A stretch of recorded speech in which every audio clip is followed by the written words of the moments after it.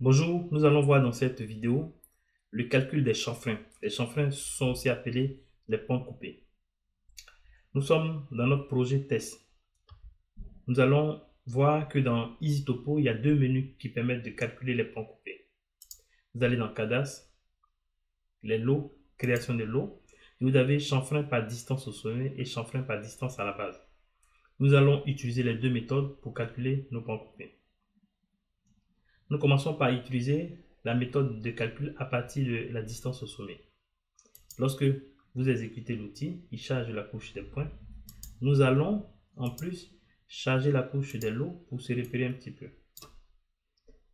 Voilà. Donc là, nous sommes situés à ce niveau-là. Nous allons zoomer un petit peu encore.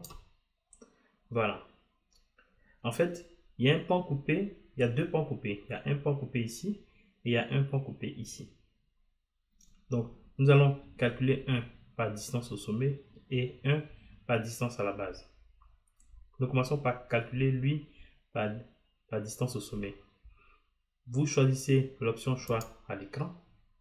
Ah, on a oublié. Il ne faut pas oublier de sélectionner la couche des points comme étant la couche courante. Donc là, vous cliquez sur choix à l'écran.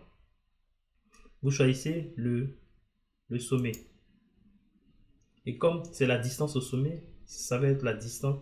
Vous allez saisir la distance sur chaque direction. La deuxième chose à faire, c'est de donner la direction. Donc, vous cliquez sur le premier point de direction, le deuxième point de direction.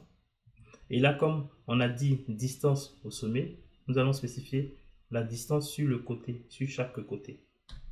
La distance ici est de 2 mètres. On saisit, on clique sur calculer.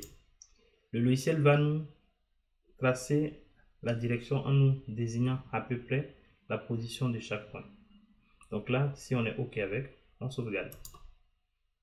On va voir que nos deux points sont matérialisés après la sauvegarde. Nous allons maintenant utiliser la deuxième méthode, qui est le calcul à partir de la distance à la base. Toujours avec ce même menu, on choisit l'option choix à l'écran, on clique sur le sommet. La distance à la base va être la distance qui est tout à la base du triangle défini par le sommet et les deux points à identifier. Donc, c'est cette distance-là. Nous allons mentionner la direction. Donc, on clique sur le premier point de direction, le deuxième point de direction.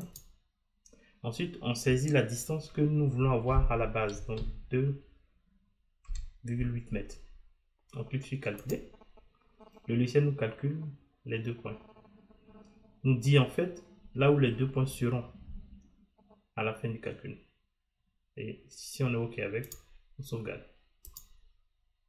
Donc pareil, les deux points sont positionnés. Donc à ce stade, on a calculé, si on résume un peu, des points coupés par deux méthodes. Ici, par distance sur le côté de 2 mètres et ici, par distance à la base.